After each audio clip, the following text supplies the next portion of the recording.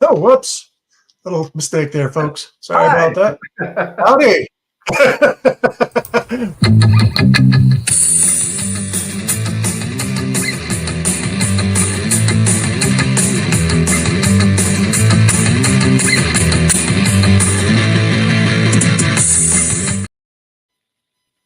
There we go, round two.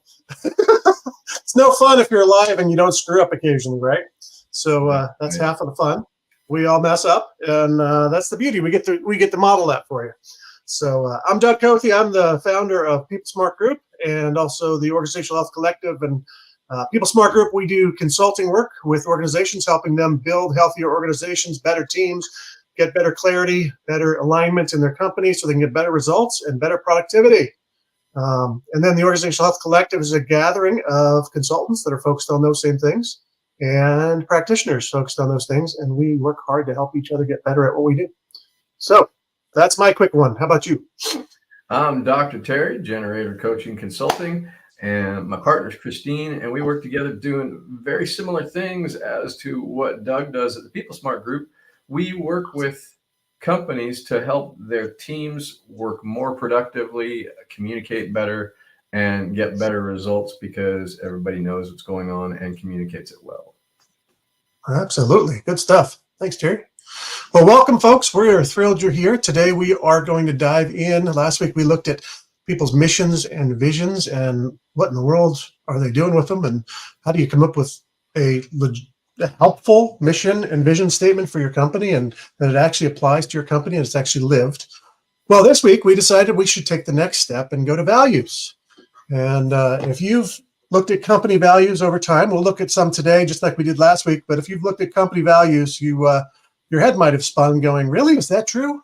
I think back a little bit to Enron and their company value being integrity. Oh, wait, that was before the lawsuits, right? And before the company collapsed. Right. We all believed that they had integrity. No problem. That was their top value. I mean, it was on the wall. It must have been true, right?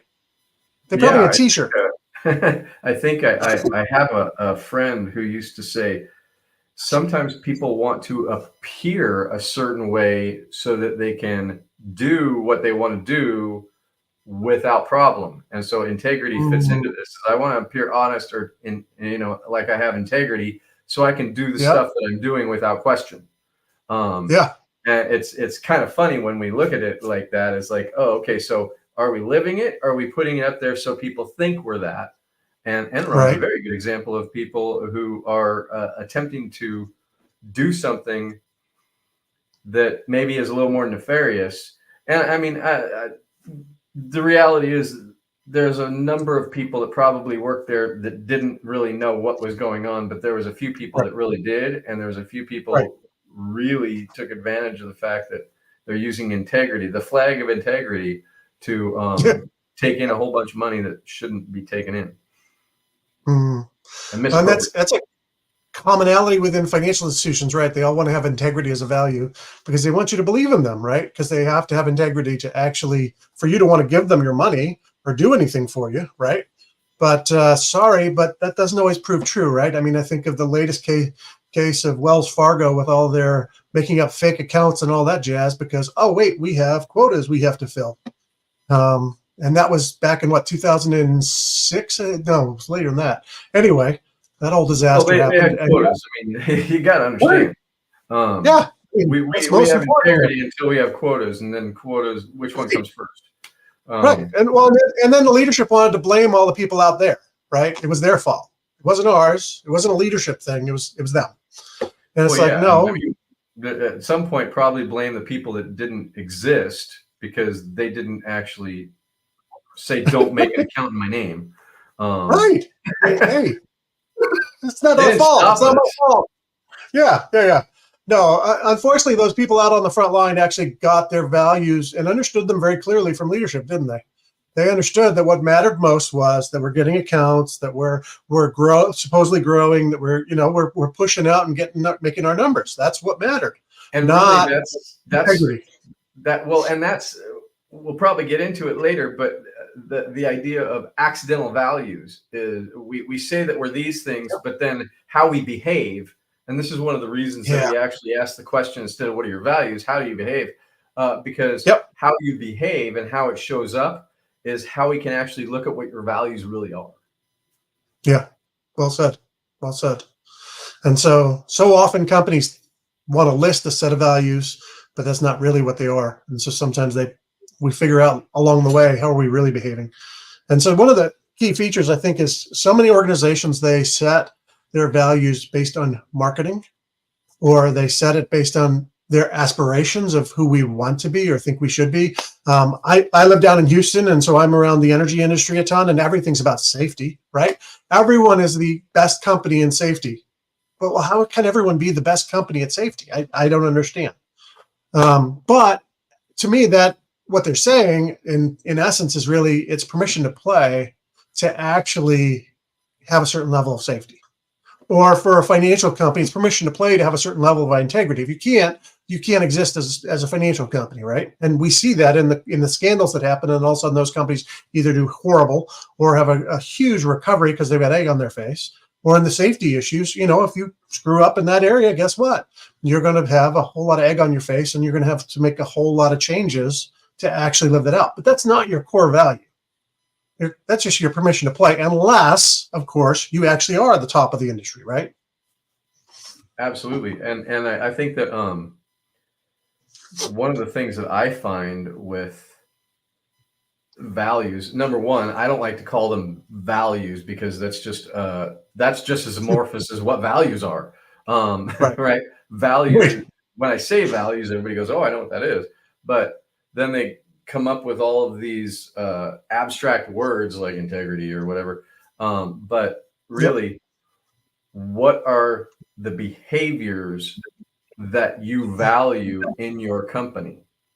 And so the permission to play values, I actually call them pay to play, but the idea of permission to play is permission to have a role in our company, whether it's a janitor, whether it's a CEO. You have to have this kind of value to just be in our establishment. And that's something that's really important to distinguish. And then we talk about the idea of what are our core values. Those are different than permission to play. And then, of course, we talk about aspirational values. And one of the things that I see a lot of people do is they just lump them all together, and they don't really understand or take a moment of intention. I'll just say it that way. I was going to say a longer word that just doesn't need to be said. But they need to step back and with intention, think about what they're trying to create in the behavior of their people and how they're going to model that behavior to have it work through the whole institution, however big it is. And I don't think people do that. I think that they do it as a nod to, well, people say we should have values, so we're just going to throw these words up here, and then we're going to act completely opposite what they are sometimes, depending on how it suits us. Yeah. I think that's great. I think that's so accurate in terms of how people approach these things. And unfortunately, I think sometimes it's nefarious. Sometimes it's just a lack of understanding what is a value, really. And sometimes I think to your point, I think it really is much more a lack of really understanding the depth and the breadth of how much this will affect us if we don't do it, and how much it will affect us if we do it in the way that we want to be affected. Yep. Yeah. Well said. And so, again, do people know how values apply in their organization even is that huge question. And we're going to dive into that. But before we do that, we're going to look at a few companies for you. And we've picked, I think, 5 here, big name companies you would all know. And we're just going to look at those real quick and ask some questions of them. So here we go. All right. So Apple Computers. So we looked at their mission and vision last week, so I'm not going to go there, but we will look at don't mind me. We're back to Apple. So their values, they say, are innovation, inclusion, environment, accessibility, privacy, and supplier responsibility. So one, right off the top, it's like there's a lot of them.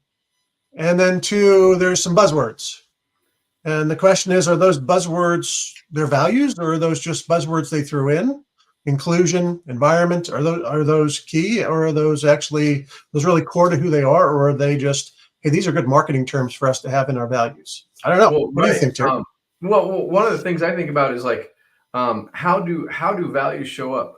So when I was in school, I had to get an internship to get my doctorate in psychology, and the internship that I ended up receiving was an internship to be a correctional psychologist in a prison. And they said, your job, this is kind of behind the scenes, your job was actually created as a result of a lawsuit. Because two kids in the prison system that I was working in ended up committing suicide, and they weren't prepared for it or aware of it, and they got sued by the families. And so in response to the lawsuits, they brought in a whole bunch of mental health, and they put a whole new mental health program together to be sure that people were safe and be sure that they were getting mental health treatment so that this didn't happen again. And the funny thing is when I look at some places, I'm not saying Apple, but I'm saying that sometimes I look at these and I go, how much are these just like my job is a response to something, and inclusion seems like more of a response. Environment seems like more of a response. And privacy seems like more of a response to pressure rather than, hey, this is what we really stand for. It's like, no, we do that too. And it's like, you know, it doesn't, how does it show up? How does inclusion show up? Now, I honestly believe that inclusion does show up because all of the older generation that don't know how to work things have a better time with the Apple phones and the Apple iPads and things like that. But is it for everybody? Yeah. Do they have a way that everybody is included? Right. Yeah. That's a great question. What does inclusion mean? Yep. Well, and we talk about with values, right? I mean, these things should be core to how we make decisions in our organization, to what we do, what we decide to do. And like, I mean, this is true of so many companies, so I'm not trying to just slam Apple, but you put environment on there, and yet you produce most of your materials in probably the biggest environmental offender of a country, China, out there. And so how does that work? I mean, was that a part of your decision of where do we create our stuff? Did that play out? I mean, because here you are, you're encouraging and promoting, and one of the biggest offenders in terms of destruction of environment. Well, and I'll be devil's advocate for a second. I'll go, well, they went over there to reduce cost. Yeah. Okay. So passed on. So then, not being devil's advocate or being the devil's advocate, double devil. Wow. Is that reduced cost passed on to the end user so that they are included easier, or is it actually included in net profits?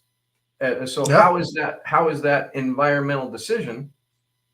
Because environment, besides, what does that mean? Environment is a value. It's pretty obtuse. My value is environment. Like the computer environment, the clean room that they're making the pieces. What kind of environment are we talking about? Right. And so we don't know what that means. Innovation. True. I am 100% on board with their innovation. I'm 100% with accessibility. They're very, very accessible. It's very easy. In fact, I can call people when I don't even mean to. Oh yeah. My phone turns on whenever I say that S word. And then I'm in Ace Hardware yesterday getting a piece for my backyard, and all of a sudden I'm on the phone with a friend of mine I didn't call. Very accessible. I love they're accessible. Privacy, they've upped their privacy game for sure. But I would ask the question, and again, I'm not a conspiracy theorist too often, but is that about the end user, or is that about Google collecting all the information they didn't want them collecting? Right. I, And so and the take home message is we are kind of beating these up a little bit, but it's not for the purpose of beating Apple up. It's yeah, really to bring out and be clear ourselves that when we're looking at values within a company, the thing that we want to know is, are these values actually providing clarity to yeah, make communication easier, to pull people towards our vision and bring them on board of what we're doing, to attract the yeah, right people, to really reduce turnover? Are we doing yeah, it to decrease our micromanaging, or are we doing it to serve the public so we look good? right. Yep. Well, And and that's the and question that I always start with is, why did you pick these values? yeah, and again, not and like you said, we're not just sitting here trying to tear them apart or to rip Apple or something, but I do want to make the point in tearing them apart of there should be clarity in what your values are, and so the people should understand. Well, yeah, that's totally how Apple behaves. I shouldn't question it. It should be true. It should be real. It should be lived. And it's like, okay, if I can sit there and pick some of your big decisions and say, this doesn't seem to fit that, or I can just go, yeah, this sounds like a buzzword, but I'm not sure if it fits you. Or it doesn't even make any sense to me. I can't figure out what does it mean, environment, that you said it so broadly and so vaguely that it's like, what is that? And so the idea of your values is they have to be really true of who you are.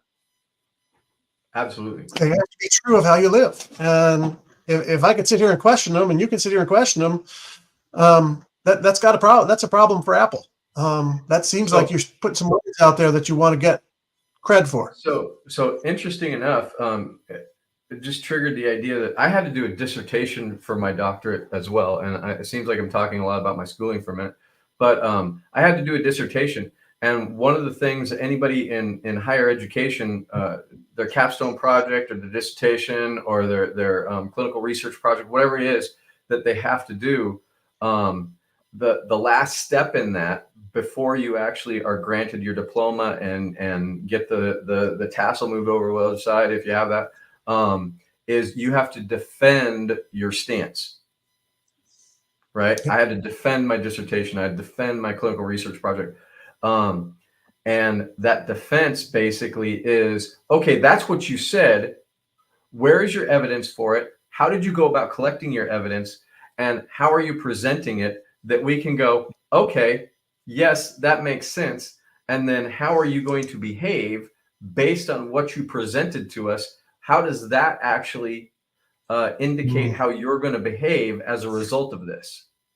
And honestly, I think that some people do a clinical research project, or some people do a dissertation or whatever it is, and they then stop doing that after they do that, and they go, you know what, really, I'm not gonna even pay attention to the Yep. research or the direction I was going for that. I was just doing it to pass the assignment.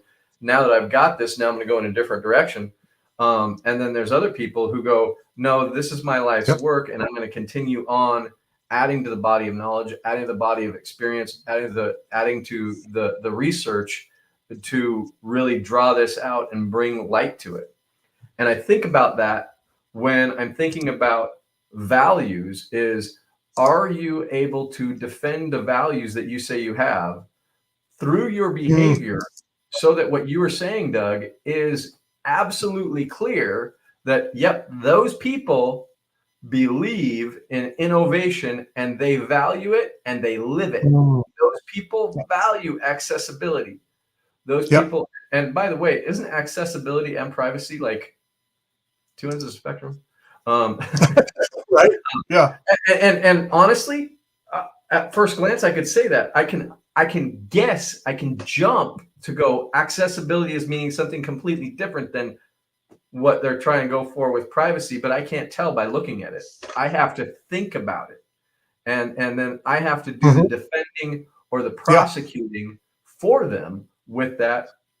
And what would be really good is if people start realizing when they're doing their values that there's some kind of Hmm. operationalization of them, so we know what the Yep. heck they mean. Yep. Well said. Well said. I love all that. Yeah. I mean, just that sense of lived reality, right? Operationalizing it. I like that word for it. Is, are we putting feet to this, or is it just something that's ethereal? So that's next one coming up on Google, since we knocked on Apple for a little bit there. But Google's, they got diversity in there as well. So again, is that question of a buzzword, or is that real? I don't know. I'm not saying it is or isn't. I'm just throwing it out there. It hits me as a buzzword. Accountability. What accountability to what? And what are the standards? And what does that mean? And innovation, I totally get. An owner of everything, how do you be accountable? Right. Exactly. Are you accountable to the general public? Are you accountable to your shareholders? Are you accountable to your employees? Who are you accountable to? Yeah. The government? The super PACs? Right. Yeah. I mean, who is it? And how do you, I've heard of different industries even where certain things have been sort of kicked out of the algorithm for search. And it's like, okay, if that's the case, then who are you accountable for that? Who are you accountable to make that decision? That your users who search that want to find something can't find something because you decided, well, we don't want that to show up. Right. Honestly, I think that they're very, very good. Google is very good at helping my partner find anything she's looking for on Google. I can't find a damn thing. Yeah. I always end up at a cat video. I'm like, how did I didn't ask for that. And of course, so they don't have accessibility up here. So I guess maybe that they're not worried about that. But they are supposedly focused on the user, which you are, Terry. So I don't know. But I mean, again, how does this define how? But Google honestly, it doesn't say how they're focusing on the user.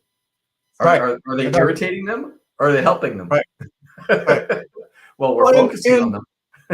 As a user of Google, like accountability. So what kind of accountability is there for all the information you collect about me? And what do you do with that? What kind of accountability is there for the stuff you put in or don't put in to your now AI program, Gemini? And how does that play? So it just, those kind of questions, it's like, again, you got to live this. And, as an end user, I might have questions about, is this actually the lived reality? And so some of that is, so many companies just get convoluted about what is your values, rather than just saying, hey, these are the 3 things we live. These are who we are. This is how we behave, no matter what. We're cutting edge of innovation. Absolutely. For Google and Apple, I see that for both of them. They're at the cutting edge of innovation, right? If you want to say, our focus, or we value, I don't know, being, again, they're focused on the world's information, and Apple's focused on making the world a better place. If that's the case, and making the world's information available to people is their focus here at Google, it's like, okay, why is that? How does that show in those values as well, in who you are? I don't know. Yeah. So enough of them. Let's go to Amazon. Amazon's one in your neck of the woods over there, Terry, just a little north. So they have a customer obsession. Ownership is a value of ownership. What? Their ownership is a value, or people's ownership? What does that mean? Bias for action. Frugality. I have heard that they're very frugal with their employees, with things like the work computers and stuff of that nature being like 5-10 years old for some people and that kind of stuff. So it seems like, from what I've heard from people that have worked there, that frugality is there. High standards. Again, now you got what? 5 here? 1, 2, 3, 4, 5. Yeah. So again, I mean, it's like the focus, and I think we both talked about 6. Is it 6? My bad. No, it's 5. It's just 5. not a commas. Right. Yeah. I thought obsession and customer were 2 different ones, but they just have obsessions. They don't tell you what. Exactly. No, but again, they're very vague for the most part. I mean, a bias for action, I get that in terms of, hey, we want to be moving forward, pushing forward. And that, the innovative, wanting to stay as an innovative company, even as they got bigger, is something that I've constantly heard about Amazon's culture, and their hard driving culture for sure. But I don't, again, some of this is so vague, like ownership. I don't even know what you would do with that. And what does that Right. look like? Is that employees have ownership in terms of they own the things they're doing? Is it, everything we do has to work for Jeff Bezos? I don't know. Yeah, it's Okay, how about really hard to say. Yeah. So how about their neighbor Microsoft up there in Redmond? Again, you've got a couple buzzwords like diversity, inclusion, and corporate social responsibility, going with trustworthy computing and innovation. Those two I could see. The other two I just don't know. Are they, or are they just sort of buzzwords? And what does that mean? And how does that have to do with the core of who you are as a company? I don't know. Yeah, it's interesting that as we were discussing this in our pre-show, how many of them have the diversity inclusion, and was it there from the beginning, or did they just kind of add that in? Because one of the things that we talk about, especially in the beginning of a company, is the vision and the behaviors that they value of a company really don't change with the lifetime of the company. This is what we value. And diversity inclusion came on the scene, unfortunately, quite recently, as the hey, we all do this, and we got our signs, and we got we got our celebrations of diversity, and we're doing our best. But I don't really see that diversity and inclusion were really huge until the DI community made an uproar because people weren't. Yep.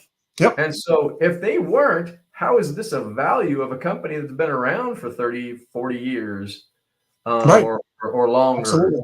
Like, because it hasn't been. It's almost like with your red pen, you added it in, you highlighted, but they just kind of added it in. It's like, oh, and we're this. Yep. Yeah. For sure. And it's like, okay, so when did you become that? Yep. And how has it changed how you do business? Has it changed how you do business? Or did you just add it and keep doing business exactly the same way? Yep. Because every value, and this is just my opinion, but every value should be guiding every aspect of your organization. You're hiring, you're firing, or you're allowing people to move on. You're coaching, you're managing, you're reviewing of performance, your identification of what performance should look like, your strategy, your mission. All of that is dictated or guided by your values. And so if you actually just start shoving values in there because, oh, shoot, we need to look good to the rest of the world. Now, one of the biggest things you've lost is integrity because you changed your values. Yep. Well, and I love to think of it this way too. If your core purpose, your vision, and your core values, true core values, your behaviors they're the foundation of your company.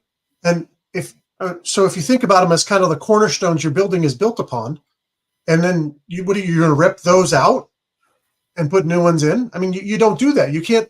If you're going to take down the foundation, you take down the entire building, right? To change out the foundation. And I mean, Patrick Lencioni makes the comment that if you change the values, you're starting a new company. Because it's your essence. It's who you are. You know, if you change that core purpose, if you change those core values, you're essentially starting over as a new company. Yeah, and getting the idea of guiding every aspect of the organization. If the organization has changed their values, like you said, it's almost a new company.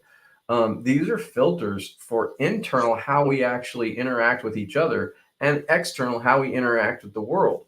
And just because I didn't have a value of diversity and inclusion in my values, if I had something that was guiding me that might be included in it, operationalized, but I don't need to Right. change my values to Yep. reflect what the world says I need to do. That's really kind of codependent in one way.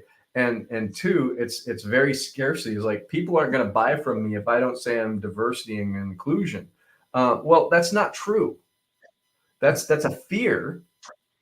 Yep. But if you're actually providing innovation, trustworthy computing, and I don't know if corporate social responsibility is really a value. But say it was just those and diversity and inclusion wasn't one of them, and they're actually socially responsible, people are going to appreciate you being those three things and do business with you because you're outdoing everyone in those and you stick to your word. And that's kind of the idea is like, yep, I can see innovation, I can see trustworthy computing, maybe. And I personally have used Microsoft for years and years and years. I have personal computers, and I like their product. And I have never really cared about the social responsibility that Microsoft is doing. I think it's a good thing. The diversity and inclusion, never really thought about whether that's a really big thing, but I sure want their computers to work.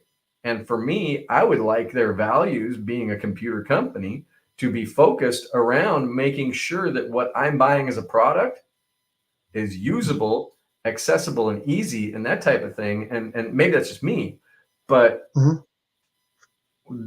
we're building computers, we're building programs, we're building software, we're making sure that your computing experience is, I'm Apple's, the way they're talking about accessibility, that makes sense to me.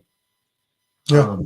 And so it's like, what are you going for? What is guiding your trajectory of your success as Microsoft? Is it diversity and inclusion? Okay. I think that's important. I definitely think that we don't want to not be diverse, and I don't think we want to be excluding people. But sometimes in some situations, you know what, we're including people. Well, they don't know how to actually do anything with computers at all. Oh, maybe they don't belong here. And so what does that mean? Yeah. And so really getting the meaning of the words that they're talking about, which is semantics, by the way. I want to be declaring semantics is important. It's the meaning of words. And so we want to be very clear on what we mean. And we want to be paying attention to what we're doing with this when we're really digging through how we're operating in our business to go, okay, what are our values that keep us moving towards our North Star? What towards our success, towards what we want to be? Or are some of these actually taking us off the path or muddying our message or making it murky to not know what we're really all about? Yeah. Well, and that's, I think, a great point, because, I mean, you look at so many companies are so focused on things that have nothing to do with what they do.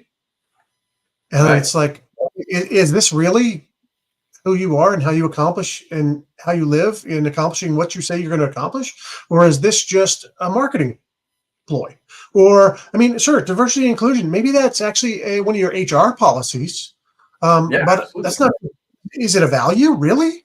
And how does that impact you putting the best software, the best, whatever other Microsoft products out there?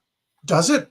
But I mean, I think there's a sense in which, okay, I can say diversity of thought, diversity of input, that is huge in terms of helping you come up with the best ideas and the best products. So sure, in that sense, yeah, absolutely. But is it as a societal value, what our society's talking about when they say diversity and inclusion? Is that advancing you making better computer products, better software, all of those things? And again, we're not saying that it's not something you do as a company, but it's not your core values. Right. And so we're not knocking diversity and inclusion in any way, shape, or form. What we are saying is that really central to your values, or did you just pick it up as a buzzword? And that's my guess. And so many of these companies, they mistakenly, I think, put social issues too central to their company, and it's like, guess what? The wind changes. It did with so many of these things, and so all of a sudden, well, when the culture shifts that you're trying to sell stuff to, then what are you going to do? Oh, we got Right. to change our values. Right. It's like, no. You can adapt to culture without changing your entire company. Yeah, and I think that's very well said, and I think it bears repeating is the idea that just because there's some social focus or agenda items that we want to actually be aware of and speak to as a company doesn't mean we change our values. It means Yep. that we go, okay, these are our values. Say innovation. Innovation is one of our values. We really focus on being innovative. One of the ways we're going to be innovative is to be more diverse and focus on diversity and inclusion as an innovation to bring more people in to how we do business and to make our products more usable for those people in diverse populations or in a way that includes more people and appreciates their vast difference of experience and lifestyle. And so Yep. that could be very, very real. But then when they go, you know what, we need to actually add that as a value, they're Hmm. missing the mark. They're missing the point of what a value does. Yep. Or, you know, uh, corporate social responsibility is one of our values. Okay, well, one of the things in being socially responsible is to really pay attention to this idea of diversity and inclusion. This is a really big topic right now. It has been ignored for a long time. And now, as a result of that, a lot of people have been hurt and they're not taking it anymore. And we need to, as a company who is corporately responsible to society, we have to really think about how we're going to infuse diversity and inclusion in our brand to be socially responsible as a corporation. Perfect. You're Yep. you're using that idea of the social topic within your values. That makes perfect sense, but adding it doesn't. Yep. Well, and here's the other piece. And this is, I don't want to beat the dead horse on Microsoft too much, but, and all of them. But, I mean, think about this. If this forms my hiring grid, am I not going to hire someone who shows up and goes, I really never thought about social responsibility. It's really not central to who I am as a person. And well, you were really good at designing software or designing the hardware we want. You're very trustworthy. It seems you've got integrity. You're innovative, but you don't have corporate social responsibility as a guiding value in your life. We can't hire you. Yeah. Wow, how does that work? Is that true? Would you go to that extent? And that's the other pieces. These values should define who you would and wouldn't hire. And Yes. so I guess so if someone doesn't give a rip about corporate social responsibility, Microsoft cannot hire them Or should not. unless it's not really a value. Right. Right. And there's I think that there's so many other focuses that Microsoft or Apple or any of these that can really get into the values. How about a product that works? Mm-hmm. Yeah. How about and I'm okay with updates and things needing updates, and we get updates from Apple and we get updates from Microsoft all of the time. Like we need new drivers and blah blah blah. Great, I'm with that. But what about when the program really doesn't work? Well, we are really focused on corporate social responsibility. How about focusing on a product that people pay for that's worthy of it, Yep. right? That would be fantastic if your values were to provide a product that meets your people's need that are using the product. They're like, that would be a great value. Yep. It's almost Yep. like, so in the world of coaching coaches who coach, if that makes sense. If I was one of those coaches who decides I'm going to coach coaches, they have seminars all the time for these people. And so, it's like a $1 billion industry to coach coaches on how to coach, and none of them know what they're doing really. And those who can't do teach, is that what you're saying? Those who can't do scam. But they all have this idea that what I'm going to do is I'm going to put a webinar together. I'm going to put a 3-day seminar teaching you how to market your business, how to build your business, how to coach people, and blah, blah, blah. And you're going to freaking get all of this, blah, blah, blah, blah, blah. And they put a value stack, is what they call a value stack. And they tell you all of these things that you're going to get that are valuable. To who? How do we see it show up? How am I actually, if I'm going to go and buy this thing, receiving the value that you say is there? Yeah. And it reminds me of some of these companies that do their values. They just create a value stack and they go, so we're working with us, you're gonna get innovation, you're gonna get diversity inclusion, you're gonna get corporate responsibility, and you're gonna get trustworthy computing for all $9.97. And I was like, yeah, but number one, I don't need any of that particular thing. And this is back to the package. I don't need all of those things you gave me. What I need is an answer to my problem. And so for Microsoft, the value that I would get from them, that if they were behaving in a way that was valuable to the company, they would be giving products that are amazing.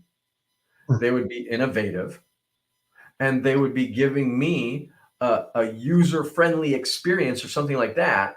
That is, like Apple says accessibility. I think that's what they mean is a user-friendly experience, but I don't know because they didn't say that. But that's kind of what I think about. Is like, what is it going to be like to work here internally? And then what is it going to be like for the customers who buy from you externally? And what is that going to be of value for those people? Yep. And honestly, I think that we use that word of value, and we've devalued values. Yeah, we have. By being abstract, by being amorphous, and really just overstating. Hey, this is a $2,000 value here. No, it's not. There's a company called Kohl's in my end of the woods. I don't know if it's on the East Coast, but it's a department store for reduced cost but pretty good stuff. And they came out with this. Regular price is this, but we're giving you this stupid discount. And so you have a regular savings of $200 on this $100. You would have spent $300, but you have the savings of blah, blah, blah. And so I walk out of the store, if I'm not really thinking about what just happened, going, wow, I got $300 worth of stuff for $100. I saved $200. No, you didn't. You spent $100. Yep. And they put a false value on that stuff based on whatever the hell they decided.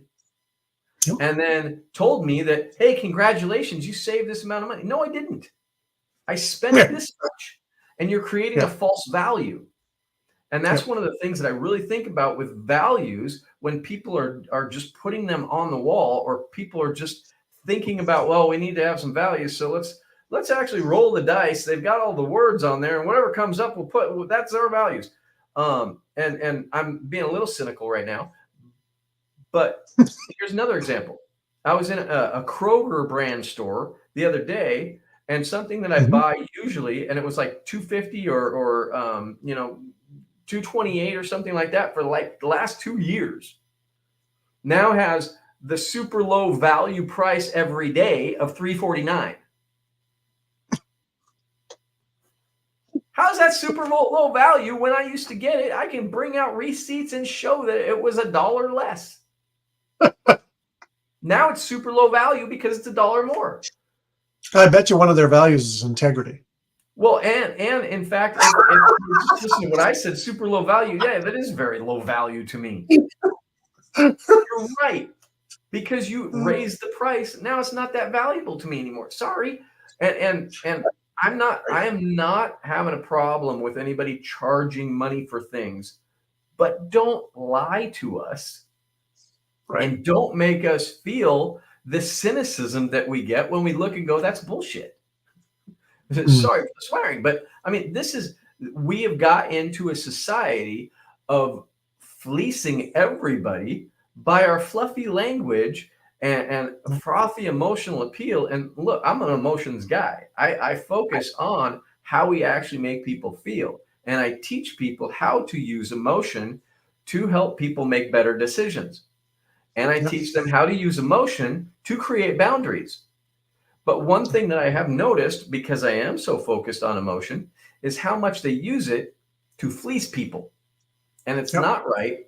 And I really find it kind of irritating when I'm seeing this in different companies. And you know, whether you go to a store or you look at Microsoft or whatever they're doing, you know, it's not just Microsoft, it's everybody, because we've taught ourselves in this level of business and the climate that it is that if we just use words like value, we're valuable.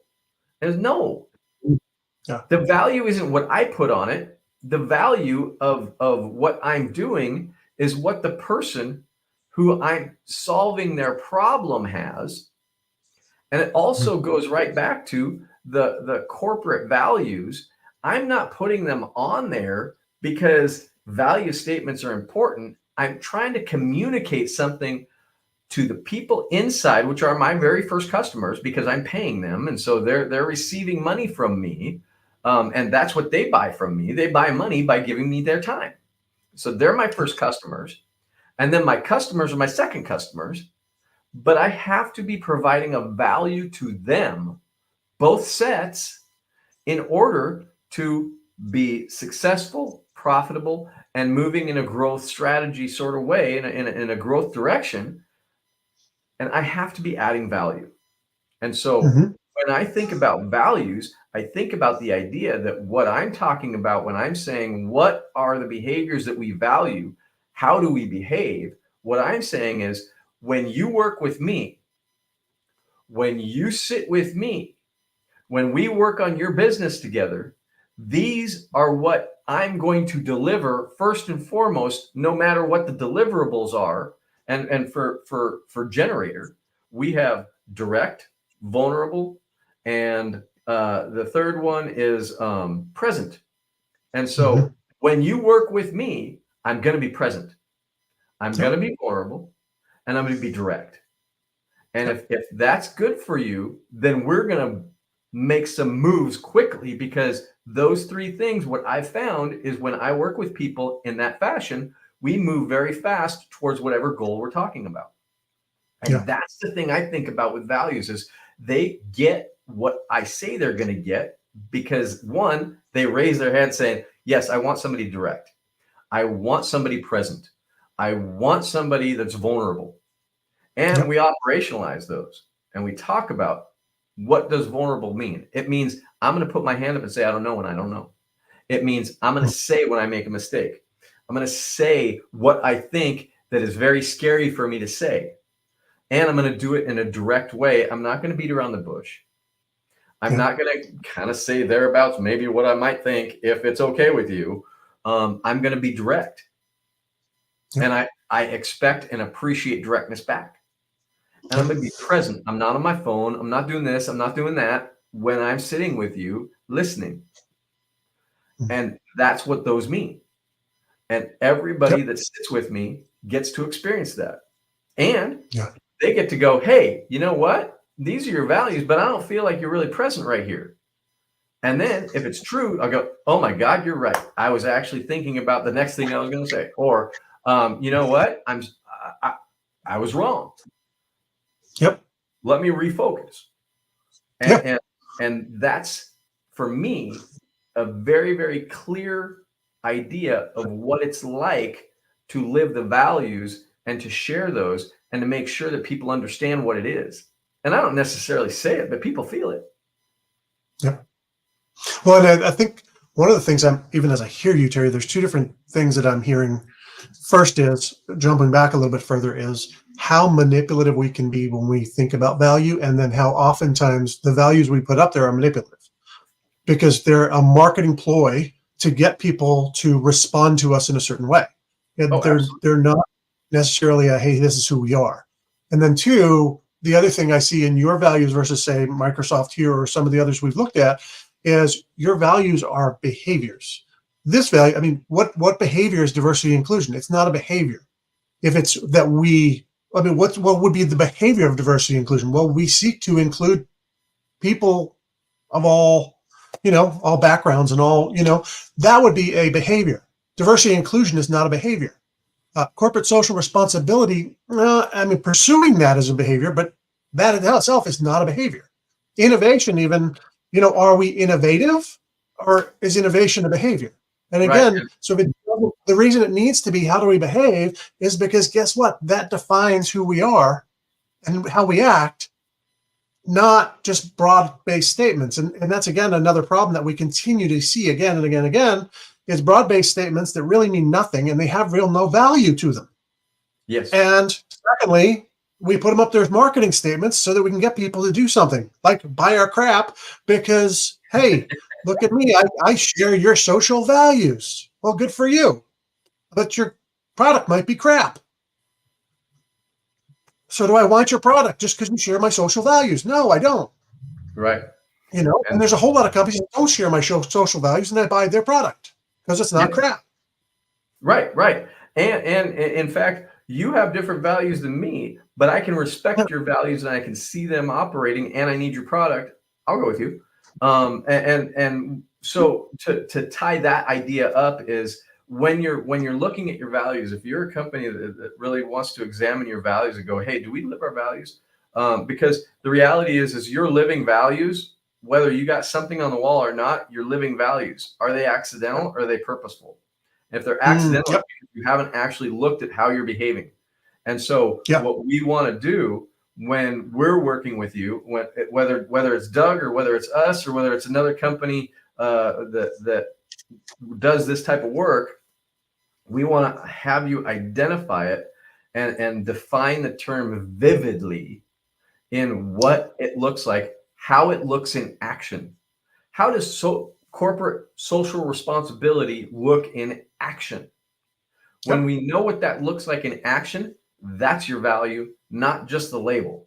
And honestly, it goes like that in when I was a mental health psychologist working in mental health, defining somebody's behavior as depressed. Well, great. Okay, now we got a nice label.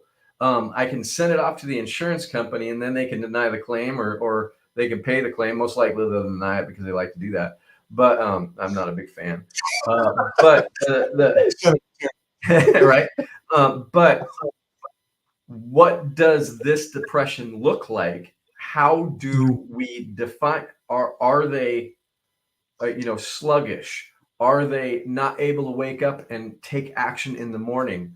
Are they agitated? Because there's this idea of agitated depression. Well, they're just a jerk. No, they're in an agitated depression, which basically for me, if we get rid of the word depression, they're self-pitying and they're mad about it because they feel sorry for themselves, but nobody cares. It's like, yeah, I would be a little angry too if nobody cared about me when I'm feeling bad about myself.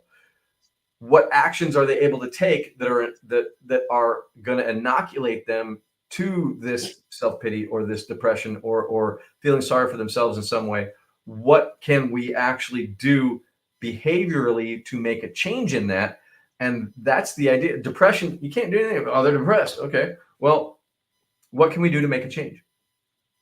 If we don't understand what the behavior looks like, we can't do any kind of intervention to change it.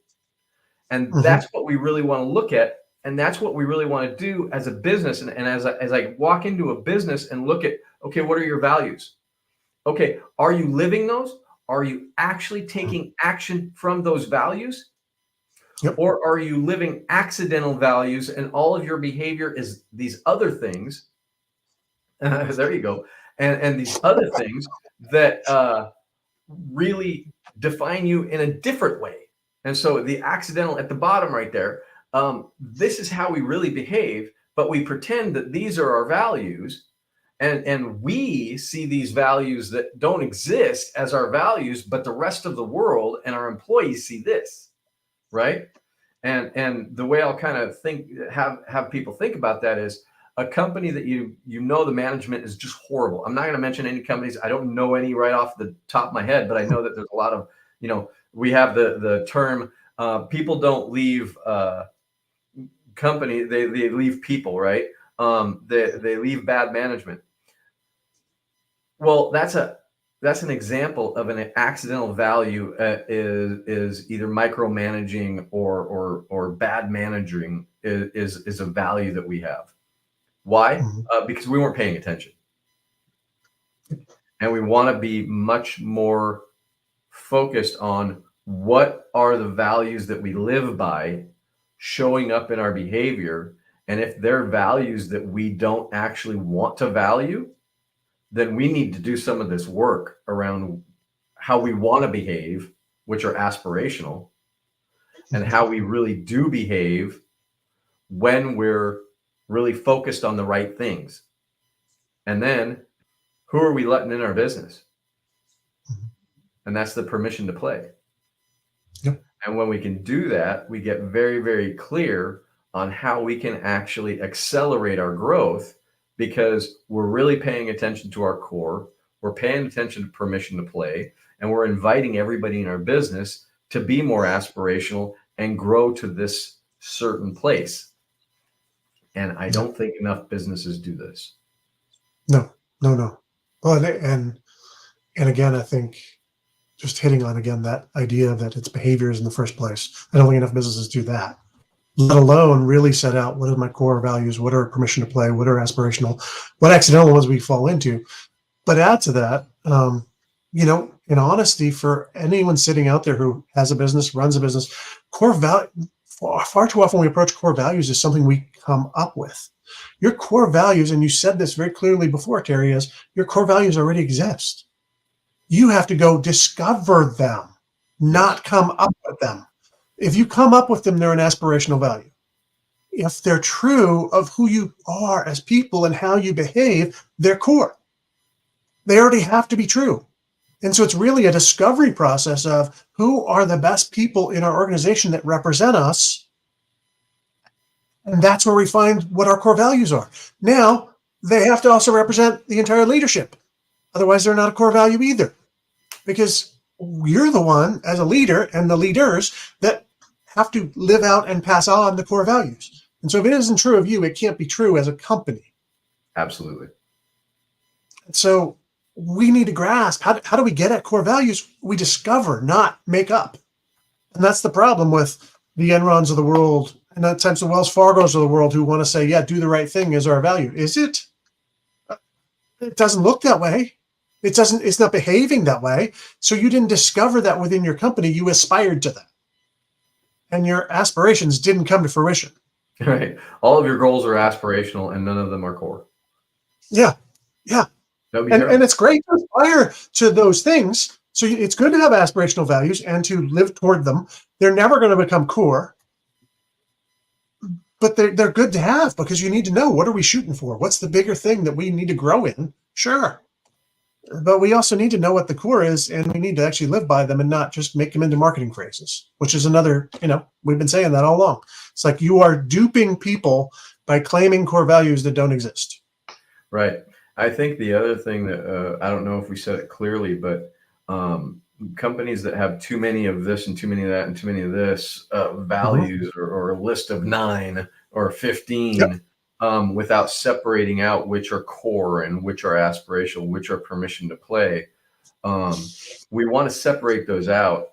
And I'm a big fan of 3 of each. So you have 9 values in your company, sure, but they're very, very specific that these are our core, these are our permission to play, and these are what we're aspiring to. And so something that we're moving towards, something that just is us, and something that, this is what you need to be part of our team. And so understanding that these three different categories with three underneath each is really how to make your every conversation that you have in your business valuable, because you're focused on those values in those three categories. That's where you can really focus. And then we always want to pay attention to, okay, what's seeping through that we don't want, and how do we actually remove those accidental values that don't move us forward. Yep. And one of the whys for anyone that might ask that question of why break it in these three categories is because if you just leave 9 values, they're not operationalizable.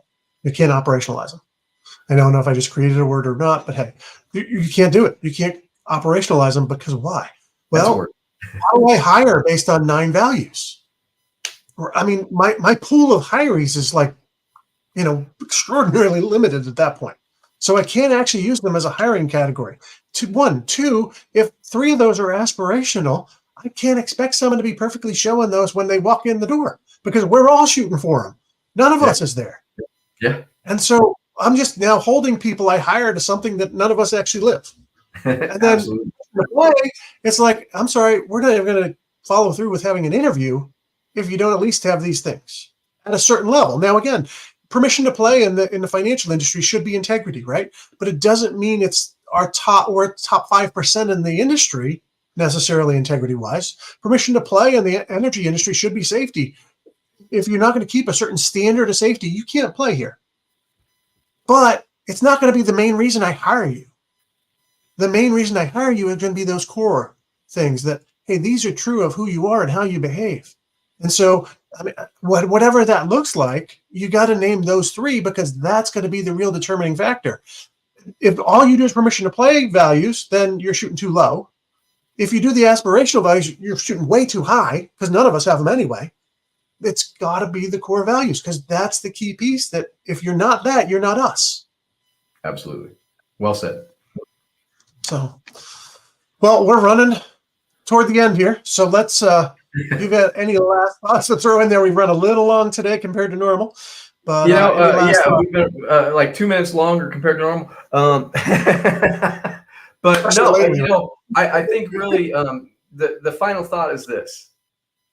Re-examine your values, and are they really a value, or are they a marketing statement? Are you really living by them, or do they just sound good? If they just sound good, you're living in accidental values, and you actually need to make a change. And so if you want help with that, we could definitely help. If you want to give it a go on your own, do that. But definitely examine the values that you're running your business by, and would people know it if they saw it? That's what I got. Yep. That's great stuff, Terry. And I would finish with this. If you're out there and your values look like Microsoft's, Apple's, you're not alone, right? We're not beating you up over your values, but what we do want to do is be direct, as Terry's value is, or my value is, to tell the kind truth, the hard truth, the kind, hard truth. And so we want to tell you those things. We want to point out the problem with those kinds of values, so that you can figure out, hey, what it really is core, so that your company can operate the best it possibly can and get the best results, the best productivity, the best people, keep the best people there, because you got the right ones there. And so we're not here to beat you up, but we are here to tell you the kind, hard truth. We're here to be direct, and we want you to succeed. And so that's our goal. We're thrilled you joined us, and we'd love to have you come back and join us again. We're here every Monday, 1:30, and so we would love to have you come back again. So we'll see you next time.